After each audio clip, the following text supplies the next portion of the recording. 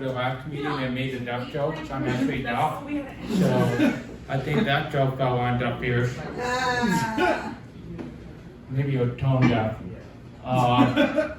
So anyway, yeah, so I'm a talking deaf dude, so nice to meet you. I learned sign language first, and I learned how to talk at about 6 years old, which is why I have the video recording. So, because I can't hear you guys laugh, so I figured, you know what, I'm just gonna do a recording of myself and see how ridiculous I sound.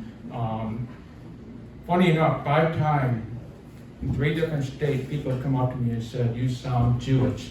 That's a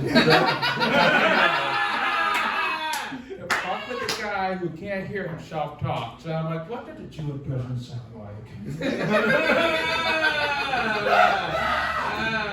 So I have friends that are deaf. So obviously I communicate with them in sign language. And I apologize, I try to hear all your jokes. Obviously, you know, in one ear out the other. My friend who's he's a short Chinese deaf guy, and 50 years old, loves roller coasters, loves haunted house. And he asked me to go to a haunted house with him, 2 of them, in fact. And one year we went down to Navy Pier, and he was like, "This should be good, because I paid a lot of fucking money." And I knew it was gonna be bad because he and I were the only old people in fucking line, and we're signing to each other. So all the middle school kids were like, "Look at that, it's so beautiful." My son of a bitch was just signing, goddamn, we're talking. Anyway, so the way the museum with the haunted house was set up was it's sound-based. And I don't understand why what I call hearing people get freaked out by sound. So they're walking around and they'll be like, boom, ah, oh, ah, you know, that kind of stuff. And here's my deaf friend, he's in front of me, he's just going around and walking around pointing at all the workers. He's like, "Hey, how you doing?" And then they're like, boom, and he just said, "I see you." And we walked out, and the workers that on the exit overheard the other workers inside the haunted house, and the guy that on my exit was like, "Let me give you a refund."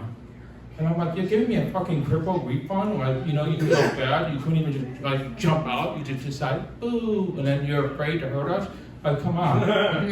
So we went to a second haunted house. It was middle of nowhere, bumfuck, Indiana. No, I shouldn't say bumfuck. I'd just say bumfuck, Indiana. And so that was really cool, very interactive.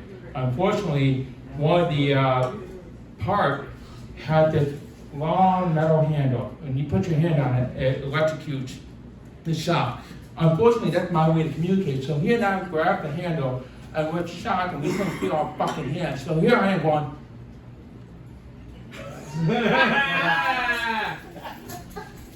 you know, and the staff didn't know that I was with him. I'm more than trying to hear my surroundings to help him out. But anyway, so they separate us, and I leave early from the haunted house, and I go in the back and I see this CCTV, right? And I see him walking around in circles. That's the whole tour. He's walking around in a circle and he's fucking looking for me in the dark. He's like, Jake, where are you? You know, and the staff were trying to coax him to exit out, but he's like fucking pushing him off. He goes, my friend's gone.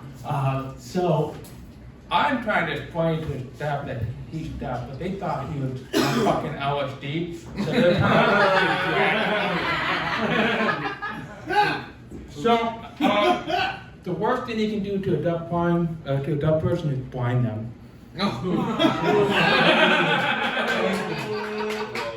That's a special Olympic award right there. Right? But I'm Andy off here. Thank you guys. I'm Jake Pita. All right, guys, we are down to the last comic of the night.